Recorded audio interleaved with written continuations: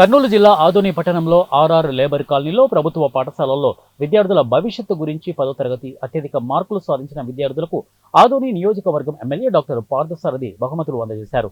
ప్రభుత్వం అందిస్తున్న అవకాశాలను సద్వినియోగం చేసుకుని భవిష్యత్తులో ఉన్నత శిఖరాలకు ఎదగాలని ఆదోని శాసనసభ్యులు డాక్టర్ పార్థసారథి పేర్కొన్నారు. గురువారం ఆదోని పట్టణం ఆర్ఆర్ లేబర్ కాలనీ ప్రభుత్వ పాఠశాలలో విద్యార్థులకు పాఠ్యపుస్తకాలు, బ్యాగు, షూస్, యూనిఫామ్ అందజేశారు. ఈ సందర్భంగా ఎమ్మెల్యే డాక్టర్ పార్థసారథి ప్రభుత్వం అందిస్తున్న అవకాశాలను సద్వినియోగం చేసుకుని భవిష్యత్తులో ఉన్నత శిఖరాలకు ఎదగాలని అన్నారు. విద్యార్థి దశలోనే భవిష్యత్తు ప్రణాళికను సిద్ధం చేసుకుని ఉన్నత చదువులు చదువుకుని లక్ష్యాన్ని సాధించాలని కోరారు.